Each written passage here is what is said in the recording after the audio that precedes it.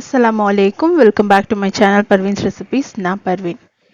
இன்னைக்கு நம்ம சிம்பிளான கிறிஸ்பியான ஒரு ஸ்நாக்ஸ் ரெசிபி தான் பார்க்க போறோம். அது நான் பண்றதுக்கு இந்த மாதிரி ரெடிமேட் ஃப்ரை மிக்ஸ் நான் எடுத்திருக்கேன். இது ஒரு பவுல்ல நான் சேர்த்துக்கிறேன். இதுலயே உப்பு எல்லாமே இருக்கிறதுனால நம்ம எதுவுமே சேர்க்க தேவையில்லை. இதை இப்போ தண்ணி சேர்த்து கரைச்சிக்க போறேன்.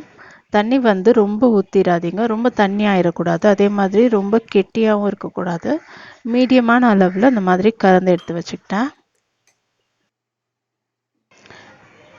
இப்போ இந்த சிப்ஸ் பேக்கெட்டில் இந்த மாதிரி ஒரு ஹோல் போட்டுட்டு இதை வந்து நல்லா நொறுக்கிக்க போகிறோம்.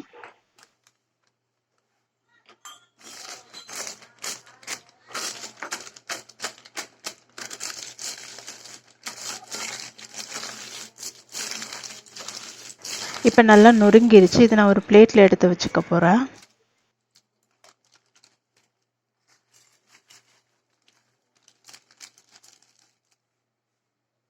இதோட கொஞ்சமாக மைதா மாவு நான் எடுத்து வச்சுக்கிறேன் தனியாக.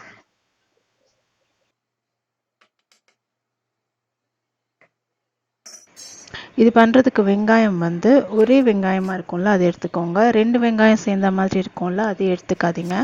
இந்த மாதிரி தோலெல்லாம் உரிச்சிட்டு நான் ஒரே ஒரு கட் தான் பண்ண போகிறேன்.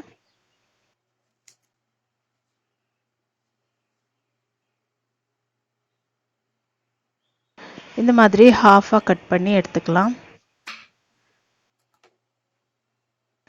இப்போ இதை வந்து ஒரு 2 பீஸ் சேர்ந்த மாதிரி நான் எடுத்து வச்சுக்க போகிறேன். இந்த மாதிரி என்னோட சேனலை நீங்கள் இப்போ தான் ஃபஸ்ட் டைம் பார்க்குறீங்கன்னா சப்ஸ்கிரைப் பண்ணிக்கோங்க. நீங்கள் சப்ஸ்கிரைப் பண்ணுறதுனால என்னோட சேனலில் நான் போடக்கூடிய வீடியோஸோட நோட்டிஃபிகேஷன் உங்களுக்கு வரும். இப்போ அடுப்பில் வந்து நான் எண்ணெய் சூடு பண்ணிகிட்ருக்கேன். இப்போ இந்த வெங்காயத்தை ஃபஸ்ட்டு என்ன செய்ய போகிறேன்னா நான் மாவில் வந்து நல்லா அதை டிப் பண்ணிக்க போகிறேன். இந்த மாதிரி மாவில் கோட் பண்ணிவிட்டு மைதா மாவில் அதுக்கப்புறம் நம்ம மிக்ஸ் பண்ணி வச்சுருந்தோம்ல அந்த ரெடிமேட் மிக்ஸ் அதில் ஒரு வாட்டி கோட் பண்ணணும்.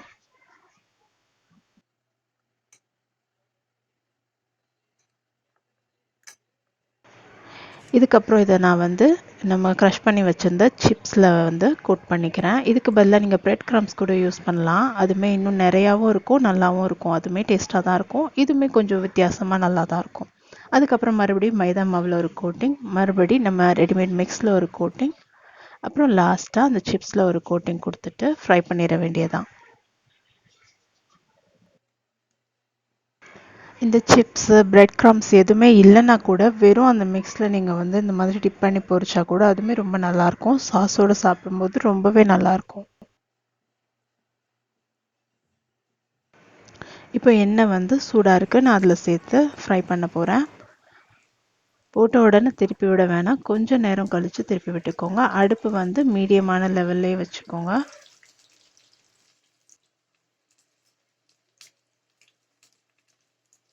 இது இந்த மாதிரி திருப்புறதுக்கு கத்தி மாதிரி யூஸ் பண்ணிங்கன்னா கொஞ்சம் ஈஸியாக இருக்கும். நீங்கள் வந்து கரண்டி, ஜல்லடை கரண்டிலாம் யூஸ் பண்ணும்போது கஷ்டமாக இருக்கும். கத்தி இல்லைன்னா ஃபோர்க் இந்த மாதிரி யூஸ் பண்ணும்போது இது திருப்புறது ஈஸி.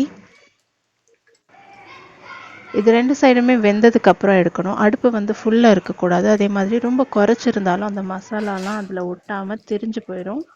இப்போ இது வந்து வெந்துருச்சு, நான் எடுத்துக்கிறேன். இதே மாதிரி நீங்கள் உருளைக்கிழங்குல கூட ட்ரை பண்ணி பார்க்கலாம். உருளைக்கிழங்கு வந்து கொஞ்சம் வெந்திருக்கணும், அதுக்கப்புறம் இந்த மாதிரி ட்ரை பண்ணி பாருங்கள், ரொம்பவே நல்லாயிருக்கும். இதுவுமே வெந்துருச்சு, நான் எடுத்துக்கிட்டேன். இந்த ரெசிபி பிடிச்சிருந்தா ஒரு லைக் பண்ணிவிடுங்க. என்னோடய சேனலை தொடர்ந்து பார்க்குறதுக்கு சப்ஸ்கிரைப் பண்ணுங்கள். நீங்கள் சப்ஸ்கிரைப் பண்ணுறதுனால என்னோட சேனலில் நான் போடக்கூடிய வீடியோஸோட நோட்டிஃபிகேஷன் உங்களுக்கு வரும். கண்டிப்பாக பாருங்கள். அஸ்ஸலாமு அலைக்கும். Have a nice day.